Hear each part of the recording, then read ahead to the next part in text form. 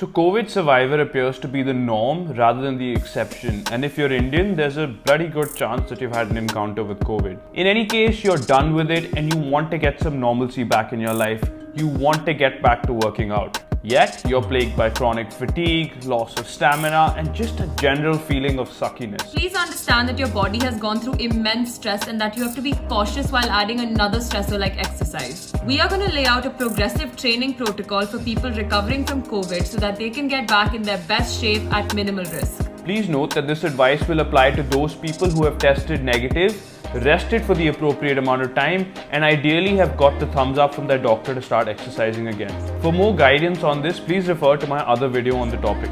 Step 1 of the recovery protocol is the self-assessment phase. So for most, the recommended rest period is 10 to 14 days post-recovery. This means that most of you would have had some time to self-analyze. Notice how you feel day to day and learn to listen to your body. The important thing to notice is your fatigue levels, how quickly does your heart rate rise, and how long does it take for you to catch your breath while doing moderately strenuous activities like walking and climbing stairs. If you're losing your breath doing those basic things, you're probably not ready to increase your exercise load just yet. Wait until those things feel natural to you again. Once you clear the recovery self-assessment phase, you can move on to the process of gradual strength building of step 2. So step 2 of our recovery plan is our steppage phase, which will run for about 1 to 2 weeks. At this stage, you are simply going to start to increase your daily steps. Start with around 5 to 6,000 steps a day and increase that by 1,000 steps every 2 to 5 days. If you don't have a fitness tracker for steps, start with 30 minutes with 5-minute increments. You can also add a short, quick yoga session at the end of your walk,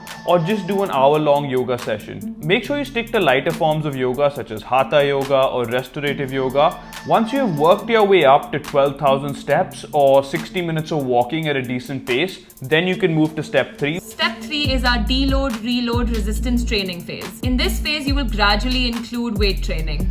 Even if your previous training was primarily cardio focused, I would urge you to include some weight training, which is a little bit easier on your cardiovascular system that was compromised during COVID. You will alternate between a day of resistance training and a day of walking. In the first week of training, you're going to lift at 60% of your capacity, making a weekly increment of 10%. Stick to a rep range of 8 to 15.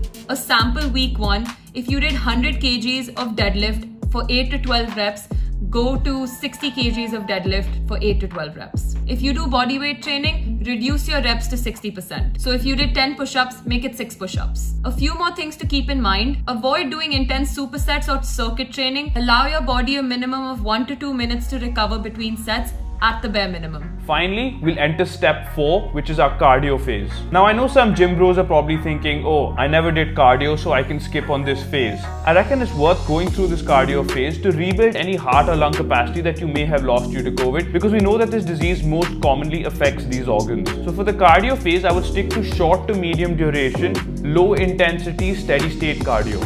So basically things like a light jog or a bike ride. I would apply the same principle from resistance training, that is to start at 60% of my capacity, making 10% increments each week in either intensity or duration.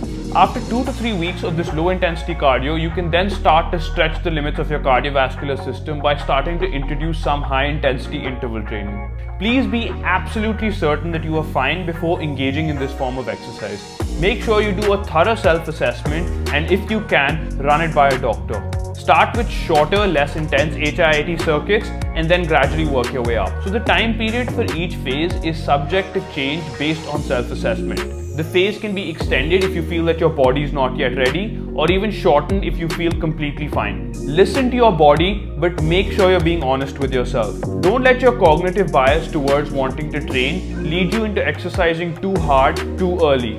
Always err on the side of caution. If you're unsure about any of this or have any questions, please feel free to reach out.